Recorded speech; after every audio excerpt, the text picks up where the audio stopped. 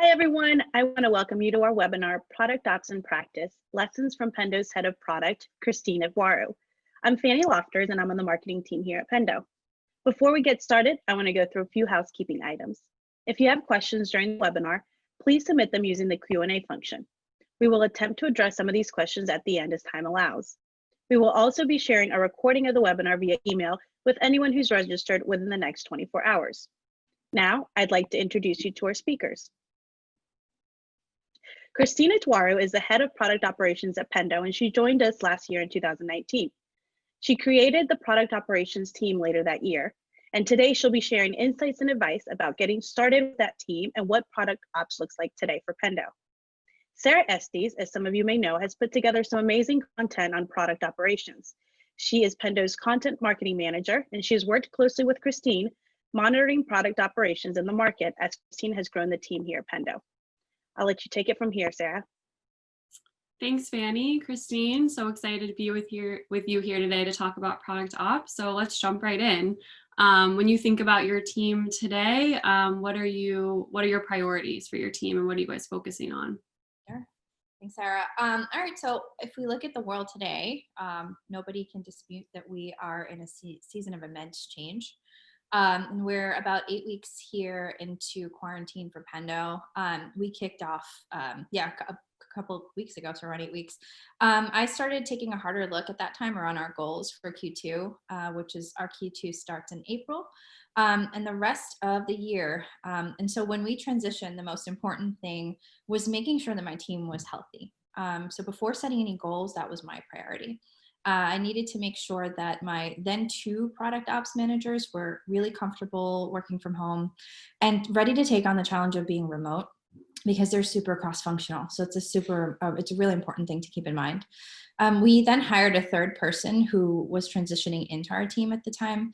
And a lot was going through my mind with respect to how I can ensure that my current team was successful and this new team member was being set up for success while we built our goals out. And so as a leader of a truly cross-functional team, my success is really hinged upon the ability of my team to execute across Pendo internally. So ultimately, our external customers can get a sense of how aligned and armed their reps are, or how armed people are that are speaking to them from Pendo overall. And so priorities for my team today center more around staying close to the revenue teams and to marketing so that we can learn about the biggest issues facing our customers, and at the same time, make sure that we're feeding them with the latest and greatest that's coming out of the product team. That's only strengthening the data that our product managers are already putting out there to them. And so we're always operating with the external customer in mind. So a lot of you on the phone. So strengthening the communication between our teams internally and putting more rigor around certain things that we'll talk about a little bit later. It's been front and center for me, and the way we sort of prioritize our goals for this quarter and beyond was driven out of that. We continue to also offer a muscle to our product managers to help them stay focused on both current customer needs and our addressable market, especially given this time. Yeah, I think what's interesting to point out what you said is the whole idea of working remotely. And I think product ops is such a cross-functional, unit within a company that, especially now when teams are more remote and they're not in the same rooms face-to-face, product ops is even more essential. So I think it's interesting to call that out from what you said. Following up to that, in addition to what your team is focusing on, how would you say product ops is adapting to changes in business needs? Because a lot of companies, are needing to pivot or shift or rethink what their priorities are. Yeah, lots of businesses have pivoted to survival mode over the last couple months, right, around the world or across the world. And for my team, we knew that retention was going to be of the utmost importance for our customer success teams internally. And then equally so, we knew that we would see a spike in support asks or help from the sales team. Again, truly cross-functional. That's what our team is doing, is making sure that we're there for everyone. So when it came to strengthening deals or keeping an eye laser focused, vision on keeping our current customers happy, we were really intentional about making sure that we're stating, hey, we're here for you guys and we're going to figure out how to make this work, and make sure that we're arming you with additional things that will help you in your relationships. We were correct. And so we just needed to adjust really quickly. And once again, once we got a sentiment that everybody here was healthy and set up for success, that's where we placed our focus, was honing in on the things that we knew were going to help both current customers and then our addressable market. So prioritization was really critical a couple weeks ago, and it's still really critical today, obviously. So I encourage my team to say no to things that don't roll up to the core areas of focus and don't ultimately drive value for our internal customers today. And so, I encourage them to say no with a why behind it often. And that's how we've adapted is, if they need to turn around and say no to something, they should have a why, and they should also have data to back their why, and they should be able to tell a story as to why something else is more important. Yeah, definitely. And I think something to just call out, you mentioned, putting our customers at the, focusing on our customers. And I think a lot of organizations are experiencing, their needs are all changing. So here's just a snapshot of some of our customers and the product usage they've been seeing over the past months, calling out that for some, they've seen increased usage, some they've seen decreased, but as it relates to product ops, even as things maybe start to level out after a couple of months and return back to normal usage volume, the actions in the product may be different. So the behaviors that your users are taking might be changing because of what's going on. So product ops can really be that team that digs into the data to identify what maybe needs to be shifted to address the customer's needs. Yeah, there's a lot of that going on today for all businesses, right? The saying is that nothing's going to be going back to the same. So it's going to be really interesting to see what changes in all the industries that we serve, and particularly our customers today. Yeah. So now that we've touched on the current state, I want to kind of jump back to when you started the team last year and how you really got it off the ground and how you got product ops started here at Pendo. Sure. So Fanny mentioned a little earlier on that I started Pendo last year. So I actually didn't join to do product operations here at Pendo. I joined as the director of product last January. And one of the things I believe in is making sure that you're making connections across the company. And for a company that was growing as quickly as Pendo, and we're still growing at a crazy rate, it meant for me personally, I needed to find the people and the partners that I could lean on across our company to understand our business and to understand their goals and to understand what their mandate was. And it was because our product team was also growing and maturing. And what I wanted to do was make sure that we gave them some focus, or put some focus around how we can help with retention, how we can help with winning new business, in addition to building really great product and keeping our current customers happy and just winning, right? And so I ended up coming across some challenging items in that time that I was making my connections across the organization. I would say like for the first 3 months or so. I realized quickly that there were certain things that needed some extra love from the product team internally, but they weren't necessarily things that a new feature itself could solve. So it wasn't something that I could say, this would be great PMs, let's make sure we put some effort towards doing this on Pendo. It was more, how do we get better as a unit internally to help everyone feel really good?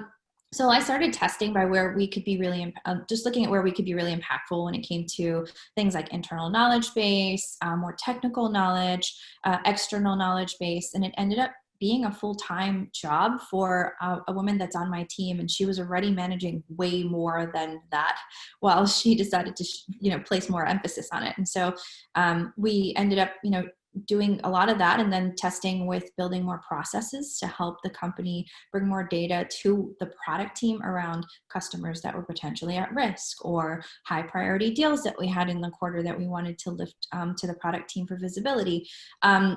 We have several offerings also in our product. So covering ground on all those things required real discipline, lots of process.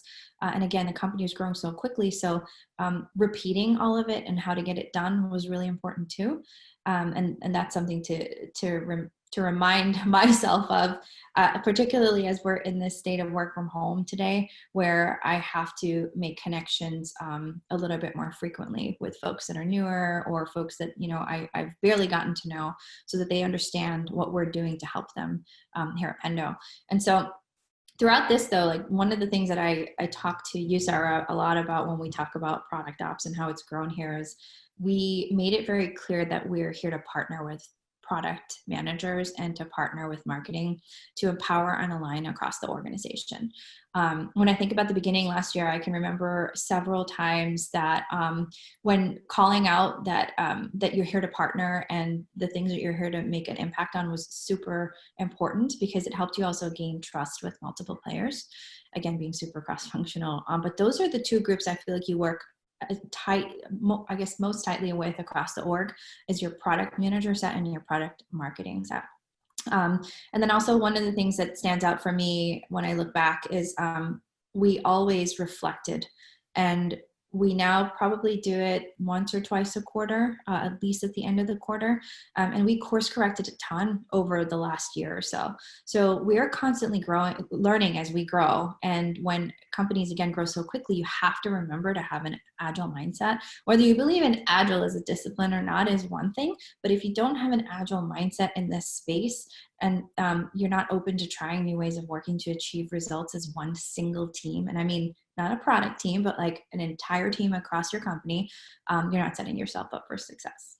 Yeah, totally. And just to call out something that you pointed out, you did mention how, you know, when we were building product ops, we were growing quickly. And I think something that's interesting that we found in some research we did with LinkedIn that took a look at people on LinkedIn with product ops titles is when you looked at the company sizes, yes, of course, you know, maybe the most common was those larger 10,000 plus companies followed by companies with 5,000 to 10,000, but that third highest bucket was companies with 51 to 200 employees, followed by 11 to 50 employees. So it definitely mirrors, I would say, our experience as a company with product ops that yes, it can be important and is important for large companies, but it can be especially crucial for companies when they're kind of scaling up and trying to grow, and those processes and the data is just even more valuable at that phase as well. Yeah. So as you got started and you had a clear focus on what your team was going to work on, how did you begin to make that impact across the company and drive alignment and establish goals that your team was going to align with? Yeah, it was no small feat. We started small though, and we were testing in some of the areas I mentioned before, like how do we get better at putting process around knowledge base? How do we get better at more technical training? What about lifting items to the table that are super important in production right now? And we always tried to focus first on minimizing the pain for our customers, both internal and external. And so because of that, I today encourage my product managers to look at the pain and try to find the smallest slice of value. It's similar to product managers for sure, right? And that's my background. I didn't talk a little bit about my background before, but I've been in product for almost 10 years now. And that's the thing that we lean into the most is solving the pain. So finding something that is painful across your org for your customers and trying to find a way to alleviate some of that pain. That's where we started. And then looking back and reflecting and making sure that you're course correcting, like I said, you have to be open to failing, especially when you're starting something new, like a new discipline or a new team within your organization. And I think you have a little bit of forgiveness in that time because people are understanding that you are trying something new and you're also trying to do it for the greater good of the company. So that's something to at least remind people of, right? You're there to help make things better, and you're there to help the company overall. One thing that I found that helped a lot was you have to be able to tell a story and illustrate your why. And I talk about the data. We talk about the data a lot here at Pendo. We're very data focused. There's a saying that the product manager is the CEO of the product, but they don't have the CEO power. That's true for a lot of companies. And there's also now, I look at product operations where because we're so cross-functional, we have to get buy-in really quickly from everybody across the organization in order to execute because their time is super valuable. And so what we do is we lean into showing folks across the aisle what's in it for them.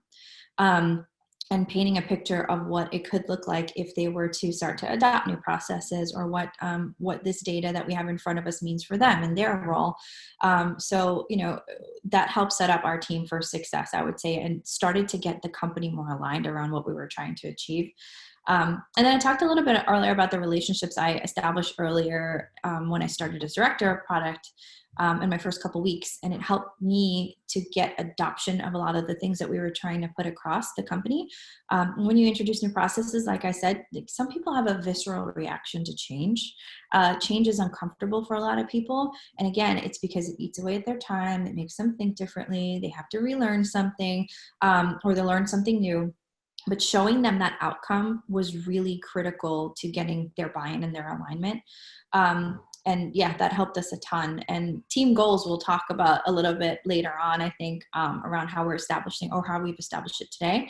But one other thing is a call out. If this is something that we're really lucky to have, my team and I consider myself fortunate that our Chief Product Officer, Brian, truly believes in the power that a solid product ops team has for an organization. He and I sat down and had lots of talks about building this team out last year. And when COVID hit, I mentioned it was a time when I was reflecting on all the things that happened for our team and the organization and where we wanted to take our team and what we wanted to focus on. We went through our wins, our losses, and we came up with a plan together that we felt was really solid for this quarter and beyond. And he views us as an arm of the product team that's here to serve our company, to serve Pendo, and not just here to work and execute and support. It means a lot when it comes to having someone represent you in leadership meetings, C-suite meetings, and helping to get your initiatives prioritized. So always having that, leadership view over your why is really important, and having them help sell your story across the organization. Yeah, definitely. I think it's also interesting what you mentioned about the idea of starting small and iterating. I think that's something that's really important to call out, because obviously starting a new function or defining a team that maybe the work was already being done, but it just wasn't an official function, is a lot of work. So it's valuable to hear that it's important to start small and iterate as you go, and you don't feel like you need to have everything perfectly laid out at the beginning, because that's just not realistic and that might not be the best way to go about it. So I think that's super interesting. So similar question to the previous one, but product ops is such a collaborative function, as we've said, and you mentioned working with your different partners across the company as you got started. How did the rest of the organization adjust to having this product ops function to work with in the beginning? Yeah, I think in short, we were pretty well received. There's a lot that we were able to pick up really quickly.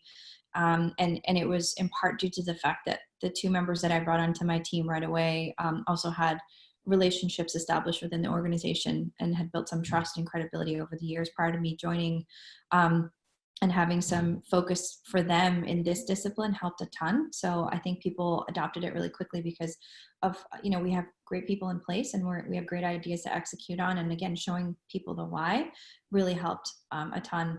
So they also adjusted well because we were very clear on what we wanted to start to put our efforts towards. So establishing clear lines of responsibility on what you are going to be responsible for and what you're absolutely not touching was really critical. And I think that helps show that partnership element as well.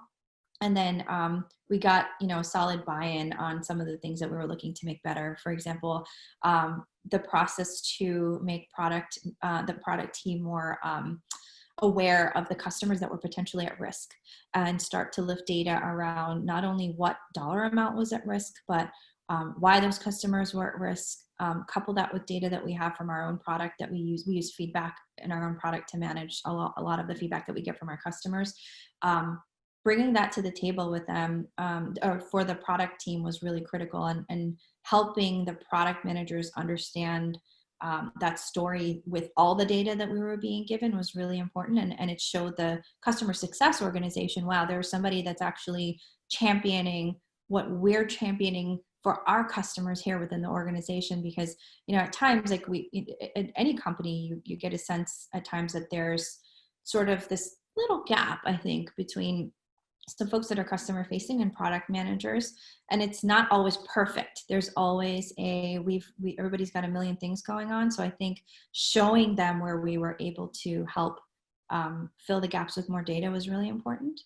And yeah, I think answering your question, pretty well received. I think a little bit too well received at some point, because we ended up getting asked to do a lot of different things. But we ended up being more intentional about those things. So. Yeah, I think that is definitely something that is probably common with new product ops teams is, they're here to help in so many ways, but there's obviously only so much one team or one person can do. So it's really important to kind of narrow in on what you're going to do, what you're not going to do. Which leads me to my next question, you mentioned those core areas of focus for your team. Would love to hear what those are today. Mm-hmm. I think I'll start by just kind of touching base on a couple of things that helped me get to those core areas, because I know some folks might want to think about that too before they just put some effort into figuring those out. We learned quickly where we were going to be of most value. Once again, discovery. We do a lot of that as product people, and we do a lot of it at Pendo. Even our revenue teams do that, on a day-to-day basis with customers and prospects. There are two things that I believe in when it comes to setting the goals for your team. And it's especially if you're a new team, right? If everything else around you is shifting and you're not looking at what you might need to do to adjust, you're never going to get better. You're never going to set your team up for success. And it's like tunnel vision, right? You have to make sure that you have a wide lens and you could think about how to get better all the time. The other thing is, I mentioned we got thrown a lot of things, and the second thing is you can try to do all the things, but you won't likely be able to do all the things very well. And so with that, you have to be able to pick your core areas of focus. And for us today at Pendo, for the product operations team, our core areas of focus, the things we focus on, are facilitating information flow between the teams here at Pendo, as I mentioned, between more revenue and the product team, and empowering that revenue team to really do their best at any given stage, whether they're selling, whether they're prospecting, whether they're demoing, it doesn't matter. We want them to feel that they're well armed. And then on the other side, empowering and enhancing the things that our product managers are already learning from our customers and the market, and making sure that that they have vision over all the things, right? Sometimes it's like, this feedback data is great, and I had a great meeting with a customer, but there's also like, ooh, we have to keep in mind this one other thing that might be coming up, right? And here's data backing why you need to potentially keep that in mind. So facilitating that information flow is really important. And again, we act as that sort of champion at times from the revenue team back to the product team. It's nice because we did a survey at the end of our first quarter asking the revenue teams, just getting some sentiment or some feel around how they feel we did representing their voice and giving them a seat at the product table. And that was an area where I didn't anticipate as high of a mark as we did, but they ranked us the highest there. So that was really cool to see. And that goes to gaining their trust too. And then the second area of focus is being hyper-focused on our product cleanliness. And that also includes being hyper-focused on our knowledge-based content. So we call it that, just product cleanliness overall, and making sure that we are, I don't want to say healthy. Cleanliness is probably the right consistent word right now. We have one person who's dedicated to putting some processes around naming conventions, around how we clean up our guides, around all of the reports that we have in Pendo. We dog food a ton here, right? So we have to make sure it's clean. And then we have another person focused solely on knowledge base. Well, not solely, sorry. She focuses on more than just knowledge base. We're actually going to be hiring in a writer, hopefully very soon, to help us focus a ton on knowledge base. So the third area is rigor, and that word means a ton. It's a small but mighty word, I always tell my boss. So we enforce rigor around process, and an example of where that's prevalent here is beta management, beta criteria, and making sure that there's clear things to be checked off. I don't want to call it check boxes, but I guess it is. Clear criteria for product teams to look at when they move from a closed beta to an open beta to GA. We started enforcing more rigor around that, and it's one of the core things that we're going to be focusing on this quarter, getting so much better on. We also focus a ton on reviewing customer feedback and helping to add more data to the product manager's toolkit around the things that they want to put into the app. And then also, like I mentioned, all the revenue data input. So that is all around rigor and process, because collecting all of that takes a ton of process and a ton of focus. Yeah.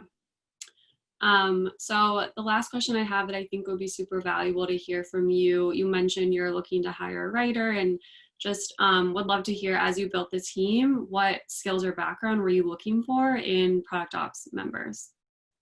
Yeah. So One of our core values here at Pendo is maniacal focus on the customer. And so it's really important that somebody who has true customer love, at least for me, Pendo and product ops, that is evident in the person that we want to bring, or somebody that we potentially want to bring onto the team. Because at the end of the day, everything that we do on our team impacts the experience to our external customers. And that it makes you as a product ops person have more purpose, more clear purpose, because you're working day to day with internal teams to align them, to empower them, but your outcome is felt by your external customers. So they have to have that customer love and passion. So someone who looks for the problems is really important for me. It's hard to see that off the bat, but I think we've crafted interview questions very carefully now, where we can try to figure that out. Yeah. So it tends to skew to product people when you look for that skill, product managers in particular. Like I mentioned, I have 10 years worth of product experience at this point. And it's interesting being in this space now, because I've been able to lean on these skills, like from problem identification to testing and iterating to launching processes, to driving communication. It's all part of being in the crazy world of product, but it first starts with what are the right problems that we have to solve. So looking for the problems is important. I think being thoughtful and really data-driven is really important. And they have to be able to absorb so much information that's coming at them at any given time, and help then quickly make a recommendation around, why or why not, or give a recommendation, I guess, on how to move forward, or answer why or why not we wouldn't be able to help with something at the moment. And cross-functional, I don't think I need to go into that. Our team is filled with people, if that makes sense. And again, I mentioned, they had established some really great relationships here. So I consider myself lucky in that respect, but at the very least, somebody who has the desire and a willingness to be really cross-functional, put themselves out there, is really important.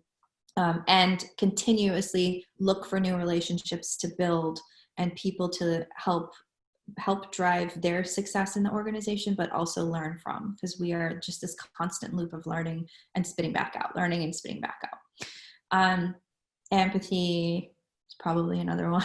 It's a big word in business. It's a big word in our world. I think companies like Pendo, we move so quickly and people fail to see what is going on around them or even across the aisle. And it's really important for people to pause and say, okay, especially today, right, in the world that we're in, we don't see it anymore. I don't get to look over and say, hey, Daniel, this, or hey, Erica, that. It's, we have to be just really conscious that people are going through a lot. And we in product ops have the advantage of sitting in the middle and seeing behind the scenes at time. And we can really help just build that empathy across the different groups. And then I will end, I think the last point is solid communicator. So that's a huge skill that's really important for my team. Again, it goes with the cross-functional aspect. We has opened up a dedicated tech writer role to help us in this. And it speaks volumes to a bunch of different things, but more so the importance of having a really solid external knowledge base and content program around how you empower your customers to do even more with what's in the product today. And they have to have a consistent written voice for the product, whether it's through our guides or our knowledge base. They have to be able to articulate the value in some way, shape, or form and how to get there. Your user base doesn't want to, nor should they have to wait for a meeting to quickly understand something, right? So having that skill, the communication skill, is really essential for us. Yeah, that's super valuable to hear from you. And just following up and kind of as a extra tidbit, what we did see in that research we did with LinkedIn is, like you said, those harder skills like data analysis and the more technical aspect is important, but among the top 3 was that cross-functional leadership. So someone that can work cross-functionally and also have influence, not just, product ops is sitting between a lot of different teams and they're gonna be the ones making the calls and communicating that out. So I think it's interesting and important to call that out as well. So that brings us to our Q&A portion of the webinar. Thanks so much, Christine and Sarah. Like Sarah said, we are in the Q&A portion. Remember, we are taking questions and you can use the Q&A button on the Zoom recording. And we are recording as well. So if you need to hop off, We will have this for you in 24 hours in your inbox.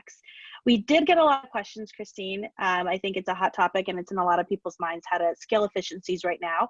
So let's start with this one. Tell me a little bit, Christine, about what being product-led means for a product ops team, and what have you done to kind of show that you are product-led? Yeah, that's such a hot topic, buzzwordy type thing going on today, right, Fanny?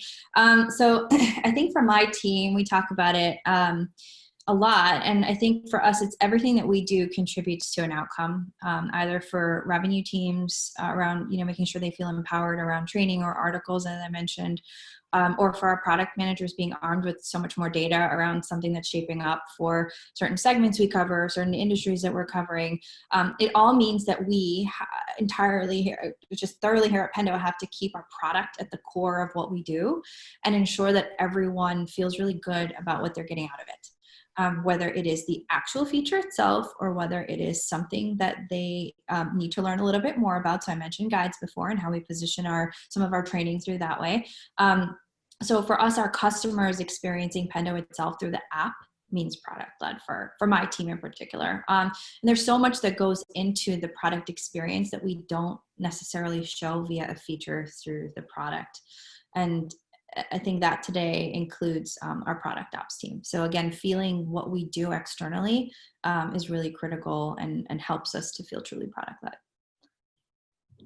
Great. I think that's really awesome and definitely answers what that means for you. We did have various questions on tools that you're using. So talk a little bit about, as a product ops team, what is your tool stack? And also go into any framework for prioritization. So who owns that? And how do you guys go around managing all of these asks, right, from all these different departments? Yeah. So first thing is, if it doesn't fall within the core 3 areas I mentioned, it falls below the line. So we have above the line and we have below the line. So if you're above the line, on a weekly basis, my team and I sit down and we go through, okay, what are the things that we're going through this week that's going to contribute to the goals that we have for this quarter for our team that ultimately roll back up into our product team's goals, right? That then ultimately roll back up into Pendo's goals. If there are asks that we're getting that are below the line, we sit down and we take a look and we say, does that feel like it's something that our team should own? I mentioned, the power to say no is really important. So if it's not something that we should own, we're very clear on the why. And we provide at times suggestions around where they can go to get some extra help. But there are things that we end up working on that are outside of our immediate core 3 areas. And those are probably once a quarter asks that we end up getting. You asked as well about the tools that we use for data analysis. Okay, so at Pendo, we use Pendo. So thankfully, we use Pendo. We use Looker to do, more visualizations around our data. We also are Salesforce users, so we get a lot of our account and user data out of Salesforce. And I think a lot of our customers share that same sort of setup. For prioritization, we use Miro. That's my team in particular. And we also use Miro for communication. So when we've established a new process that we want to try out, for example, it's hard for you to talk through it. It's easier for you to visualize and show that visually. So we use Miro to help us illustrate that. And we also use it for collaboration, particularly in this time of COVID. So that's been really good. And I would say Atlassian as well. So all of our internal documentation for more technical teams is stored on Confluence, and then our teams in general use Jira for prioritization. Great, thanks, Christine. We've got a question here from a VP head of product. He says, I've often taken it upon myself to address many of the product ops needs on my team as part of removing barriers, etc. When do you think is the right time to start thinking about a dedicated person or a team, and what does such typically enable the head of product to focus more on? Oh yeah, this is good. So last year, I mentioned I came in as director of product, and there was so much to be done. And again, it's because of where we were as Pendo at the time, and because we were growing so quickly, we brought in a head of product, our VP of product. And so he and I sat down and we said, at the time I was managing the product managers and a whole bunch of other things that traditionally fall under a director of product's responsibility pool. I sat with him and I said, hey, look, there's a lot more that I would love to do here that's a bit more cross-functional. What do you think about taking on the product managers, driving the product strategy and execution, and having me focus on more operational excellence out of the product team? And at the time, Brian, our CPO, was already talking to me about product operations. So I just put some more thought around what that would look like. And just kind of projected a little bit further out, given the growth that we were experiencing last year, where we would end up today, to help the entire product team be set up for success. So I think there are a couple of things there that helped me. One was like we were growing rapidly. Two, we were trying to bring on more product managers to help with that growth. But three, there was also this need to ensure that we were arming all people internally with all the greatness coming out of the product team so that they can then externally speak really confidently to it. That sounded weird, but they were really confident around all the things that we were offering. And so rapid growth, lots of change, and then just as your customer base grows, it's a really good time for you to think about how you're setting up your teams here for success so that they can be successful. Great, thank you. We've also gotten several questions. I'm just gonna make it one ask on measurements of success, KPIs. So can you talk about what those metrics are for your team? And then if you want to go a step deeper here, and if you want to talk a little bit about what those look like as your team changes and grows. So maybe you do have different metrics, as you mentioned, you have different team members that are taking on different focuses of product ops. Yeah, so being almost a year in, it's shifted for sure. And so because the product ops team is one of the core, I guess, areas of impact for us is to kind of put more process and rigor into place for the organization. It's hard for you to put numbers to that initially. So what we encourage is, when we think about taking on something new for the quarter, my team and I sit down and we talk about what are the milestones that we want to hit and what are the dates that we want to achieve something by. I know it's not good practice when it comes to KPIs and output or just more feature build, but it is working for our team when we think about making progress in aligning the organization around getting the things we need to be successful to the product team or vice versa. And so, an example is if we're building a new process, which we are building a new process around some of the feedback stuff that we have coming up this quarter, we set a milestone around agreeing on the process itself with the product team by X date. And then the next milestone is making sure that there's full-blown training that's executed on by the next date. There's some iteration between that, obviously, to make sure people feel comfortable. And then at the end of it, showing the value to our success org is going to be our next milestone. Then we can actually start to put some numbers around it. Like, how many things are we actually taking a look at? What is the result of those things that we're looking at more deeply? And that's how we're going to start to measure success. But if you're looking at first implementing change, you have to remember the change management aspect is really hard. So just milestones around getting there is going to be your first mark of success. And then finding your measurements are going to be really critical. And yeah, you're right. We do have different members on the team that are managing different things, Fanny. And so when we bring on this tech writer, for example, and they're fully up to speed on Pendo and all the things for onboarding, we've already started looking at numbers around number of knowledge-based documents that we want to update, number of documents that we want to add or remove, depending on the different product area. So that's where we can put some more hard numbers around things. Great, I think that was really thorough and appreciate your examples there, Christine. And here's a question about the ebook. So in the ebook, we talked about phase 1, you start product ops as discovery, and then phase 2 is when you start identifying the priorities and putting things into action. If you are in that phase 1 of discovery and you're ready to start that product ops team, how do you start getting into phase 2 and identifying those priorities? And Sarah, feel free to also chime in with any of the research that you did for the ebook. Yeah, so I will quickly say that, I keep saying this, and I know it sounds funny, but you have to make your relationships and you have to make them work for you. And this is just good business practice in general. If you're in a cross-functional team or running one, you have to make sure that that's going for you. You have to establish some areas of ownership and lines of division when you're doing your discovery. You're going from phase 1 and getting into phase 2, and then trying to set some milestones against the things that you want to achieve, right? The milestones are also, I'm going to actually hop back to that other question. I just thought of something. So there have been times where we've set milestones and we had to course correct. So this is a lesson learned, because again, adoption of a process that we're trying to roll out wasn't as smooth as we thought. And so you have to be agile enough to quickly pivot into something else and continue to show the value. And if it's not valuable, you have to be willing to accept that something is not valuable. So once you hit that certain point where you're like, okay, this is where I know my team and I are going to provide value, you align all the things that you are going to be working on to your product team's direction and goals. So again, we roll up into our CPO, we're aligned on all the things we're working on. And then ultimately the company's direction and goals. And, new teams are often the ones with the most focused lens on them. And there's a lot of companies that are looking hard at their staff overall today, right? So you want to always make sure that you're being intentional about how and where you place your efforts once you've established who and what. That's what I would say moves you over to phase 2, is you get your people, what is it saying? It's first who, then what?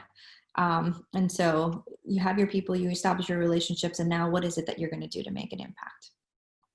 Yeah, and I would just add some more to what you said, Christine, earlier in our discussion, just that idea of starting small, getting something out there, and then iterating. I think these phases could also be thought of that way too. They're not necessarily like, all right, I'm done with phase 1, like move on, never look back. It should be kind of an ongoing, loop of like discovery, putting things into practice, opening up those communication channels, and then seeing what's working and what maybe needs to be revisited via, more discovery, more conversations to then kind of move you forward. So I think it's similar to what you're saying about being agile. You can maybe even think of those phases as like, you keep doing them over and over again, but they maybe build and grow to be different, scopes. Great, thank you both. We have a question around justifying cost for a product ops team. So maybe Christine, if you can talk a little bit about how do you justify the cost of a product ops team to your exec team and even, taking up to the board? Are there bottom line targets that your product ops team is specifically either responsible for or you want to influence? Yeah, we are not responsible for bottom line targets today, at least. There's impact that we have to helping to make sure that at-risk customers are saved, for example. So that's one of the things that we tie some of our success to, is making sure that we're getting enough data to lift those folks from a yellow or potentially red state into the green. And then also, where can the product team overall, and when I say we, I want to make it clear that's also the product team, right? So the product operations team is there front and center facing the revenue teams on a day-to-day basis and collecting that data, making sense of it, and making sure that it's escalated if need be so that we can move quickly, right? And the team is already being as agile as they possibly can be. So on retention, that's a huge thing. If there's an area of opportunity for our current customers where we're sensing a new trend and we have some data to back it from our interactions with the revenue team, that's another area where we're like, hey, listen, this is something that could potentially put us into a whole other category. Let's try to get that faster over to the team and have them make that decision. And the other thing too is when you look at gaining net new business, our team is part of that. It's that first level of process that we get to getting either product roadmap discussion, product thought leadership, any of the really good things that people want to hear out of Pendo during the deal cycle. It comes to us first and making sure that that we're putting a lens over it that makes sense, finding the right folks. So helping to lift the deal over the line is something that we also contribute to as an overall team, right? You had a part of that question that I may not have answered. And then the other side of it, I think, is showing the value externally without actually facing the customer is really interesting. And that goes to all of the written assets that we have to put together for our customers and arming them really well with how to get on Pendo, how to get started the right way without actually having any sort of formal training before they hit any sort of professional services content. This is part of what we do today. So it contributes to the impact that we have overall on customers, and then saving customers and getting things over the line. Great, thank you. We had a few people ask about the difference of the product ops team versus product management. So if you could give us a few examples of tasks that your product ops team isn't responsible for, and the ones that maybe your team has taken on that product no longer has responsibility for, to kind of form a distinction between the two. Yeah. When we talk about process, like the beta process, for example, one of the things that we focus on is rigor around beta and making sure that certain things are checked off. So we're not responsible for executing on feature build. We are responsible for making sure that things feel ready, right? Both internally and externally. So we put together some really solid templates through partnership with some of the product managers as well around getting certain getting bits of information ready for our marketing team so that they can start to prep assets both for sales and then external customers. We also take on the training. So when it comes to technical trainings, we do that today. And that's alleviated some of the lift on our product managers in particular. So that's been really good. So that's, I think, the clearest example is when we talk about getting from a state of probably internal launch. If you go through the entire cycle here at Pendo, one full cycle would be internal only to closed beta to open beta to GA. And sometimes we skip that depending on the tier of the release that we're going to be doing.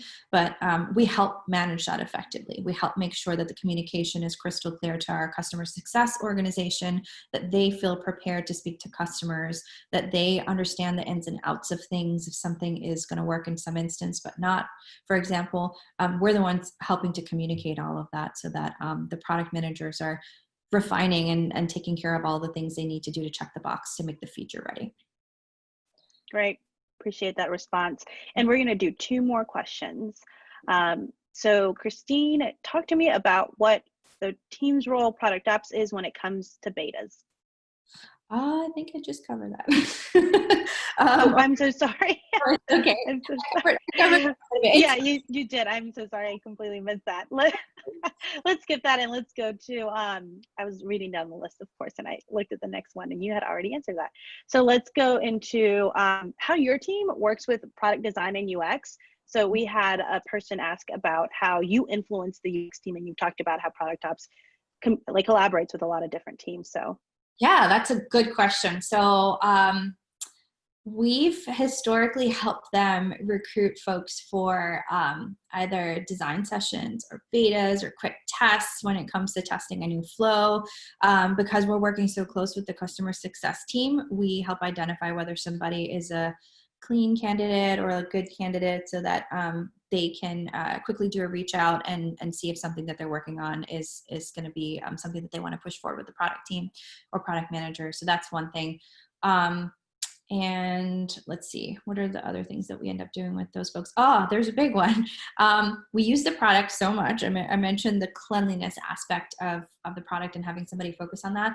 We're often we're often at times, I think, I'm trying to word that right. They come to us first for testing stuff out internally.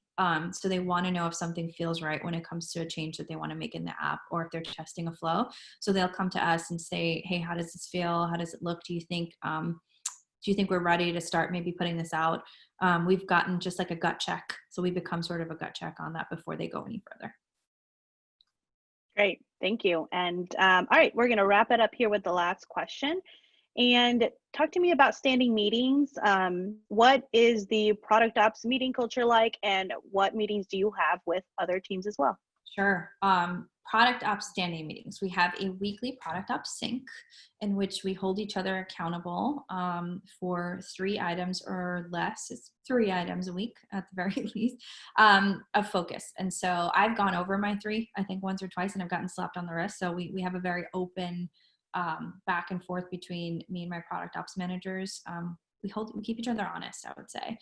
So we go through what we're working on, we go through what we're focusing on next week. I mentioned that we make sure we're tracking towards our quarterly goals, and we ask each other for advice on how to handle any particular situation we might be going through.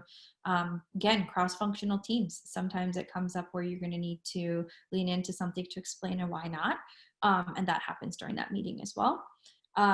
We also make sure that we are aligned on the things we're going to be communicating internally, so that we can then either partner with product marketing or prepare them for what they need to do externally. And that's one meeting we have. I have one-on-ones with my directs every week, so that's something that's not going away. That's our health check, and that's your priority check. That's your health check. That's your chance to check me. 360 bi-directional feedback is what I want there. The product managers, we have a weekly stand-up with them. So we've split our time.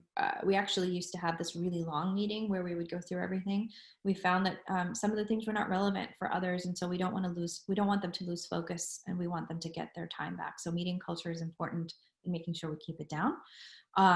So we are intentional about the time we put on their calendars. It's no more than a half an hour. It's a quick touch base. Sometimes it's over in 10 minutes. Sometimes it takes a half hour, on the things we're hearing from the team, the revenue teams that are of the utmost importance for them. It's a reminder for them to check in on the feedback that we're getting in certain areas.